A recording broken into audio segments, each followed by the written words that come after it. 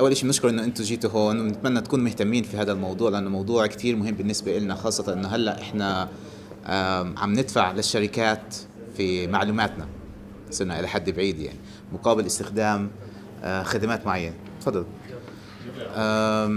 دائرة هندسة الأنظمة في الجامعة بالتعاون مع جمعية مجتمع الإنترنت والإلكترونيك فاونديشن هي مؤسسة الجبهة الإلكترونية، حبوا ينظموا هاي السيشن اليوم عشان نتعرف أكتر عن الخصوصية اللي إحنا بنتوقعها وبنتأملها من استخدامنا للإنترنت والأجهزة الإلكترونية في حياتنا اليومية. ضيفتنا اليوم هي جيليان يورك. جيليان هي مديرة الحريات الدولية في مؤسسة الجبهة الإلكترونية، ومتخصصة في موضوع البرايفسي، وعندها اهتمام كبير في منطقتنا في الدول العربية تحديدا. شكرا. صباح الخير. I'm going to speak in English, of course. I hope that you forgive me for that. So, as Hanna said, I work in the US, but a lot of my work, actually maybe we close the door. A lot of my work over the past 5 or 6 years has been in Europe and in the Middle East, and specifically over the past 3 or 4 years, before the events last year that showed us just the extent of US surveillance, I was looking at the ways in which Western companies from Europe and from the United States were selling surveillance equipment to Egypt, Bahrain, Saudi Arabia, the Emirates, etc. And so I've been doing a lot of surveillance research and had been looking at the US involvement in global surveillance. And then last year in June, I was in Tunis. And one day I'm in Tunis, I'm just, having a great time with my friends, and I check my email and find out that Edward Snowden has released this set of documents. And this is something that we always knew in the US. We had suspicions that we were being watched. We would joke about it, and even my organization had, in 2006, the organization where I work, we had a man walk in one day and hand over a set of documents that showed that AT&T, one of our telecommunications companies, had been working with the National Security Agency, the NSA, on tapping phones. So we knew that that was happening for many years. But last year, I think when we found out about the surveillance of the internet in the United States, the reaction was shock, even amongst the organization where I work. Even us who knew that our phones were being tapped, that we were being listened to, we were still surprised to learn that Google and Facebook and these companies were working with the government to spy on us and to spy on you and the rest of the world. So now it's 8 months later, and not much has changed. We've seen some political changes in the US, but not much. We've seen some efforts from Congress people to put forth amendments that would not allow the NSA to spy on us in the way that they do, but it hasn't changed much. And when it comes to the rest of the world, one of the things that frustrates me in the US is that politically, all of the focus has been on trying to stop the NSA from spying on Americans, but there hasn't been much effort to try to stop the NSA from spying on the rest of the world. And that's something that I care about very much. And so, without further ado, I'll start actually telling you why I think that privacy matters. So first, tell me, do you think that privacy matters? Okay, all right, good. Does anyone not think that privacy matters? So then I'm preaching to the choir, so to speak. Okay, so this last summer when we heard about the documents and the NSA's spying, a lot of people's reaction in the US was to say, I have nothing to hide. Now, that goes so far, right? I am involved in politics, I like art, I write poetry, and I don't feel that I have that much to hide. I put my life on Facebook, I put my life on the internet a lot of the time, and I talk a lot. And so there have been a lot of times where, I've said something, maybe even about Palestine, for example, in the US, where I've gotten harassment for it. Or as a woman on the internet, harassment is very common. But I've never really felt like there's something that I have to keep secret until I started thinking about the fact that the government was theoretically watching everything that I do. So historically, surveillance has been targeted. You've seen, phone tapping, even in Eastern Germany, even in the Soviet Union, was targeted, typically. Someone would be identified, that person would be followed, their phone would be tapped, they would be surveilled. But what we've seen now is as the cost of surveillance, literally the cost of surveillance has gotten lower, the amount of surveillance has increased. And so we've gone from individual targeted surveillance to mass widespread dragnet surveillance, where every single one of us is being tracked. Now, we may not actually be being watched. The NSA might not care about me or about you, but the NSA and other governments, China, Russia, Israel, all have these capabilities, and all of them, in some way or another, are keeping track of what we're doing. And so, what's different now is that any one of us could be doing whatever we want on the internet, but at some point later, a law could change, something that we've done could become illegal, and that history is there. It's been captured and held and retained by governments. So back to that whole thing about nothing to hide. So I might say, okay, I'm an open person. I believe in transparency. I have nothing to hide. So the Russian writer Alexander Solzhenitsyn said, everyone is guilty of something or has something to conceal. All one has to do is look hard enough to find what it is.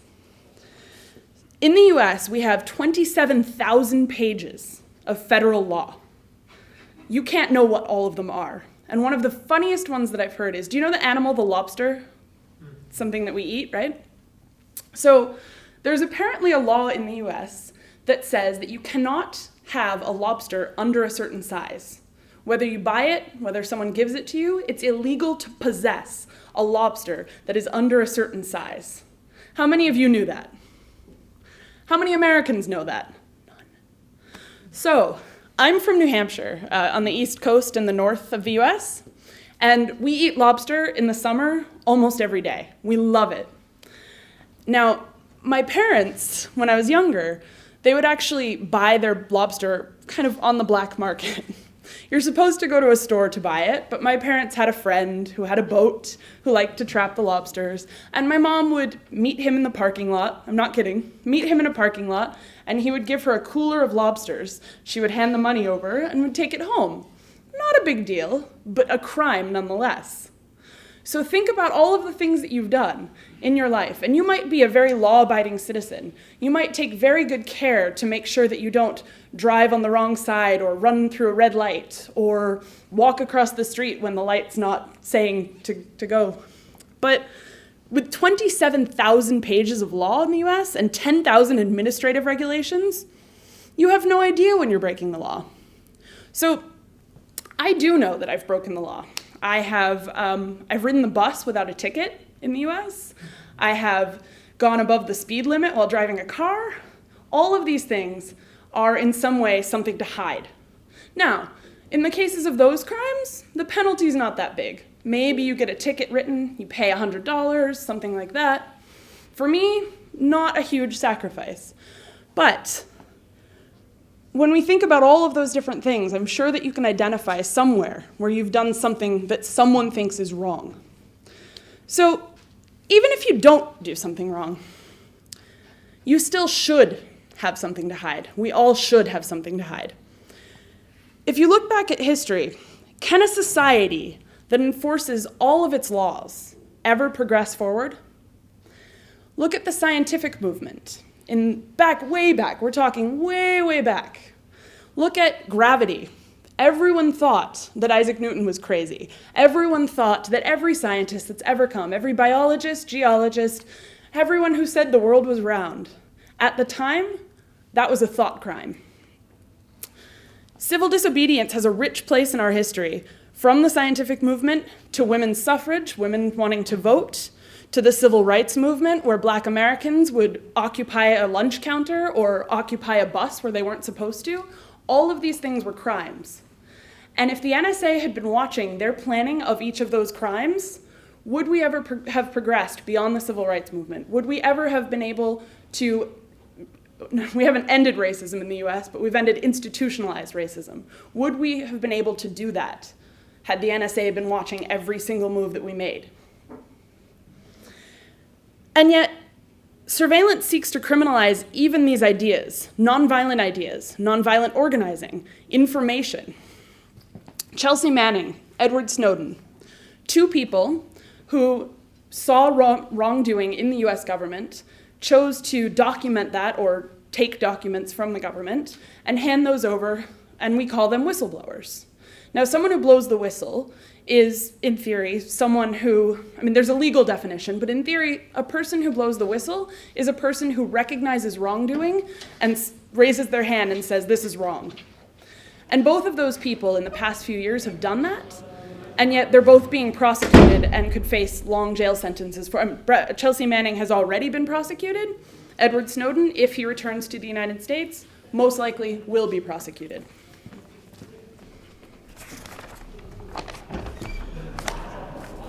And Palestine, in the US. We have seen in the past few years grand juries where solidarity activists in the United States are called up to testify based on material support laws. Material support is an idea in the US, it's a law that other countries have as well, that prosecutes you for giving anything, money, time, help, talk, to someone that the United States government designates a terrorist organization. Now, I'm not going to get into who's who, but if you look at history, think about Nelson Mandela. Nelson Mandela was part of the African National Congress. The African National Congress, the ANC, was designated by the US as a terrorist organization. But if we look now at the way that he's viewed by President Obama, who attended his funeral, they're not a terrorist organization now. So everyone's heard the adage, one man's terrorist is another man's freedom fighter. And again, some groups may be truly terrorist groups and some may not be. But nonetheless, everything changes throughout history. And so when you think about laws that prevent someone even from giving nonviolent advice to a group that the United States government deems a terrorist organization, that person can be prosecuted for that crime in the United States. Now, sometimes it is a crime. You give someone a weapon, I feel that that's a legitimate crime. But you give someone an idea? So, we've seen people prosecuted for that in the United States. But let's just say, for example, that you've broken no law, ever. That you have done every single thing right, you have not had that lobster, you have nothing to hide, absolutely nothing to hide. What about the people that you know? Think about the people that you're friends with on Facebook, for example. Now, until I knew about what the NSA was doing, I never really worried about myself and my own safety or my own safety.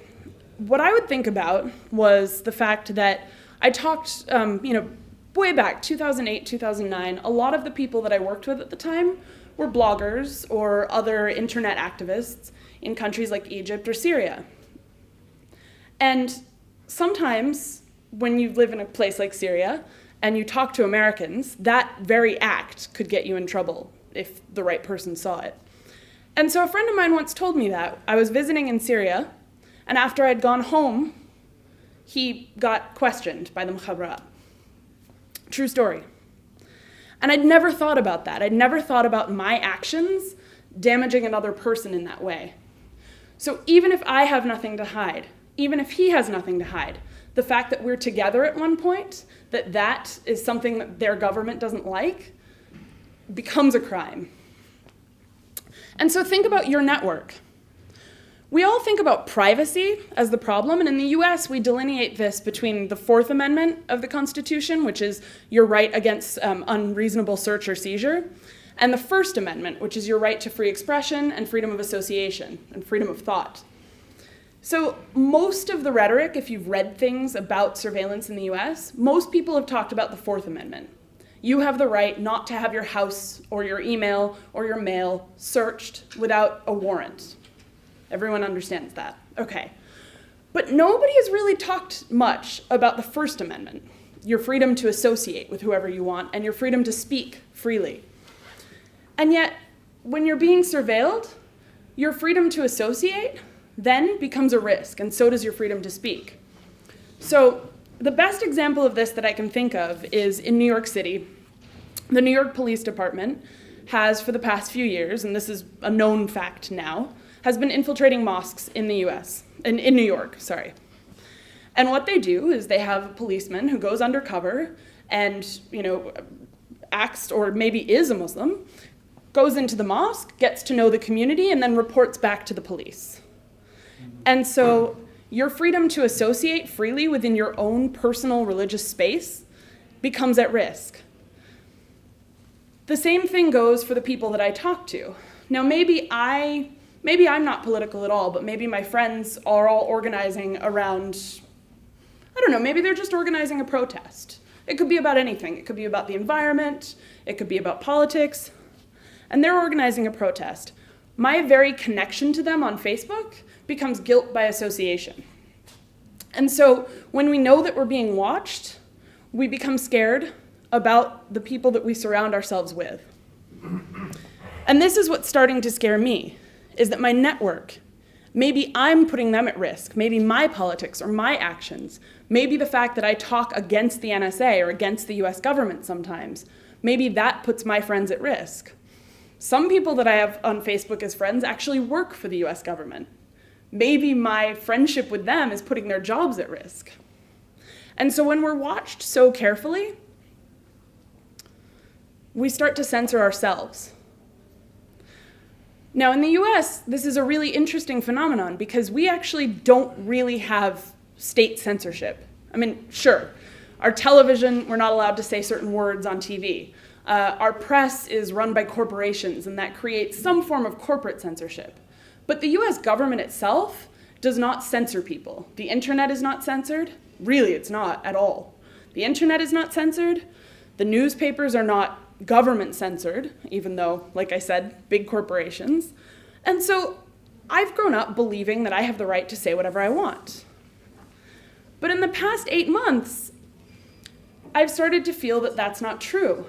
I've started to worry a little bit as I've watched friends, people that I know, get arrested, get interrogated in the US. I've watched friends leave the country for fear of being interrogated. And I've started to worry about my own safety. And I've started to worry about what I say. And so now, I'm gonna keep talking and I'm not going to shut up. I don't mean right now, but in general. I'm going to keep talking, but at the same time, there's always something in the back of my mind telling me, maybe you shouldn't say that. Maybe your family will get at risk. Maybe you'll become at risk. And so what do we do about this? So I'll tell you what we're doing in the US, and I'll also tell you honestly that I think we need to do more. First, my organization and several other organizations. So I work for the Electronic Frontier Foundation, but we've been working with the ACLU, the American Civil Liberties Union, the CARE, the Council on American Islamic Relations, a couple of Christian groups that I can't remember the name of, and a number of other groups. All of us have been working together to file lawsuits against the NSA. So we have two. One of them addresses the First Amendment around the freedom to associate, and the other one addresses the Fourth Amendment around the freedom from search and seizure. So that's one action. We've also been organizing rallies where people have gone out in the streets in Washington, D.C. and marched against surveillance. Oh, phone ringing. And then the third thing, and the thing that I wonder maybe you know less about, is the technology. So have you thought at all before, I'm not sure, so I don't know you guys. I assume that you read the news, but I don't know what you know about technology. So there's the third thing that we can do, which is protect ourselves, take responsibility for our own fear and our own rights, and protect ourselves against surveillance using technology. Is this something you're familiar with? Yes, okay, cool. So this is the third thing, and this is where I put most of my hope right now, which is not to say the other stuff isn't worthwhile. It is. We absolutely have to approach this from all angles. We have to approach it from the law. It's absolutely important. We have to look at policy, and we have to convince our representatives, our elected representatives, as much as we think they may not represent us. We absolutely have to push them to fight this as well. We have to change society. We have to make people understand that they do perhaps have something to hide, that they do have reasons to be worried about being watched all the time. But then there's the technology. And it's imperfect, but one of the things that I truly believe is that if you do think about this, if you do have something to hide, and like I said, we all have something to hide, then there's a responsibility that we have to take for ourselves, that we can't rely on our elected representatives entirely, or our lawyers, or all of the activists fighting in the streets and fighting in the courts. And so there are things that you can do. You can encrypt everything, and this is something that I truly believe in the right to do. Encryption, scrambling of your communications so that no one can intercept or read them. This is something that we can use to protect ourselves against other people in the room that might spy on us, but it's also something that we can do to protect ourselves against government spying. And about government spying, I know I've talked mostly about the NSA, and I've mentioned a few other countries that we know have great capabilities to spy on us. And then, of course, we know that there's the Five Eyes, the countries that are aligned with the US that probably get information from the NSA. And so we know China and Russia and Israel are all pretty capable when it comes to surveillance. But what about the rest of the world? So I mentioned this at the beginning, that some of the work that I've done over the past few years has been to look at the ways in which companies in the United States and Europe sell equipment to other governments. So it's true that Saudi Arabia, Syria, these other governments that I've mentioned don't have the capabilities that the US does, and they're not spying on every single person in their country. We know that. But I mentioned before that the cost of surveillance has gotten really cheap. So about 20 or 30 years ago, if any government, but in this case the US government, wanted to tap someone's phone, they had to go to the phone company and they had to pay them money to tap a line. And that might have cost them, let's say, I don't know, $100. So the government, right, a government agency, goes to a telecommunications company and they give them money. And they pay that telecommunications company money, $100 each person, and then they tap that phone. Now that's a lot of effort, and it's money, and it takes several steps. But now, when you've got Google either willingly or unknowingly given a backdoor to hand over all of their data to the NSA, that's incredibly cheap, because Google is already doing it. They're already collecting data on you for much less nefarious purposes. They're collecting it for advertising and for other reasons like that. But if they're already collecting all of that information and someone puts a splitter and splits that data so that half of it's going through Google and it's also, going in this direction, it's almost like a mirror when you think about it. It reflects in both directions.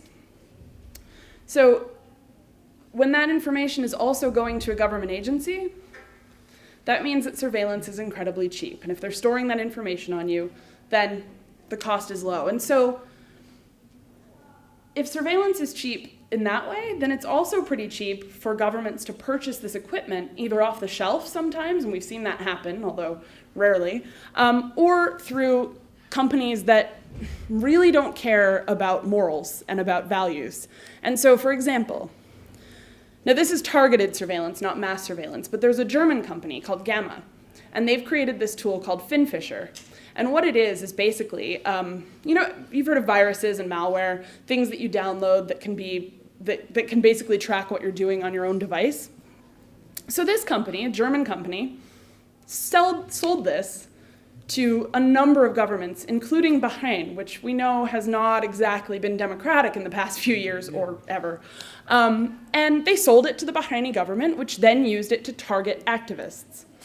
So, and presumably, I don't know all of these people, but we're presumably talking about nonviolent political activism. So you've got a government like that claims that they have a national security problem, that claims that they're battling terrorists, and then you have a German company that's willing to help them with that problem and sell them equipment that allows them to target those people. So what this means is that none of us are safe from our governments. And I don't know what's happening here. I'm not here to talk about local surveillance, although I'm sure it exists. But nonetheless, this means that any government has the ability to purchase something cheaply, not expensive at all. And then there are also people that have the ability to do this. So we've actually seen in some cases third-party individual or group surveillance. I think the best example of this is probably the drug cartels in Mexico that want to surveil their enemies, and so they purchase something fairly inexpensive and are able to do that. And so that's why I say I think policy is incredibly important and fighting in the courts is incredibly important, but it's not enough. We have to take responsibility ourselves, and we have to learn ways to protect ourselves against surveillance. So I'm going to end there, but I'm happy to take any questions if you have them.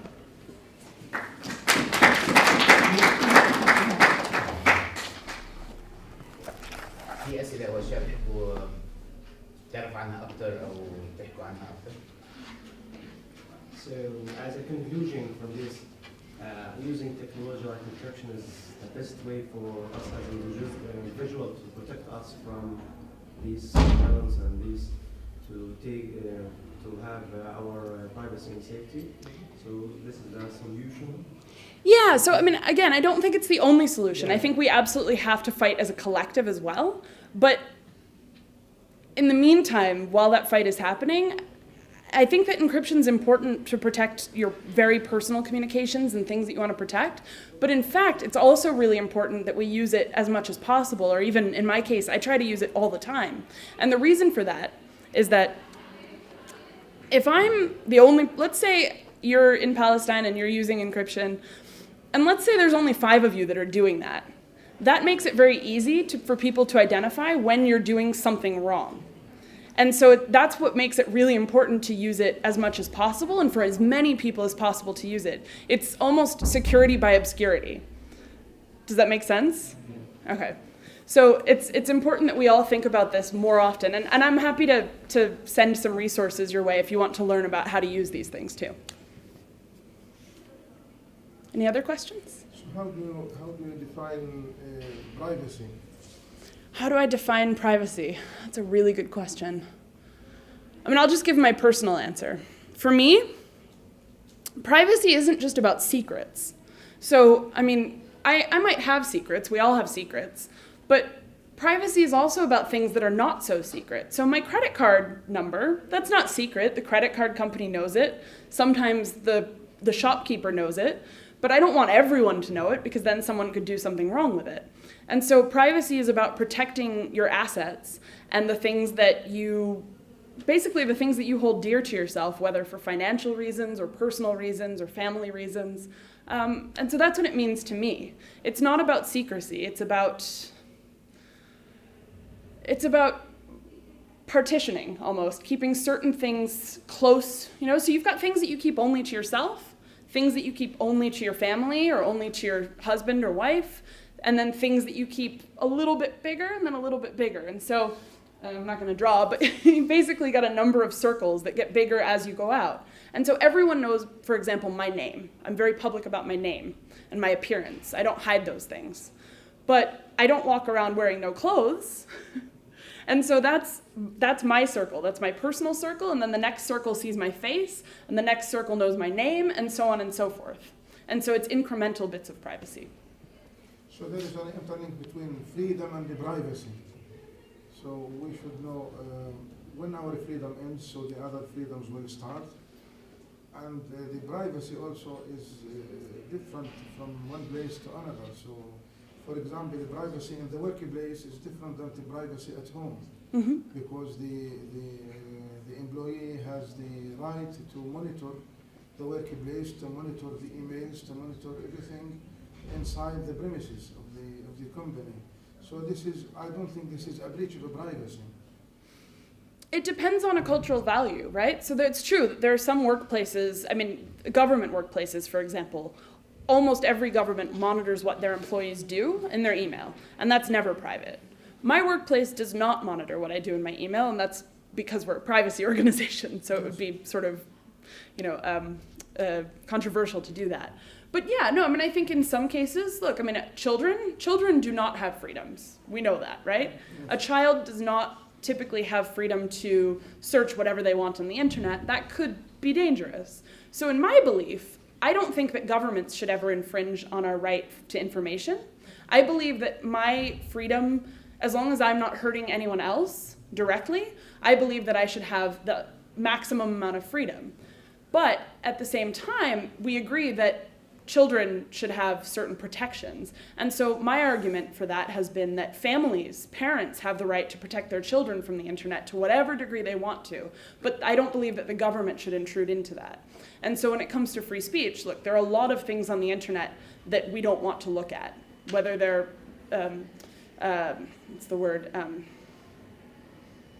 profane or violent or whatever, but my definition might be different from your definition, whether personally or culturally. And so, for example, I don't ever want to look at violent videos, but at the same time, I think that they should be allowed to exist because of their documentary purpose. And the same thing might go for nudity or for art or for anything like that. And so I think as long as, I basically follow the rule that as long as it's not children, and if I don't want to look at it, then I don't look at it. And there's a lot of things I don't look at on the internet. Any other questions? I think بيقدر يسأل بالعربي. تقدر تسأل بالعربي.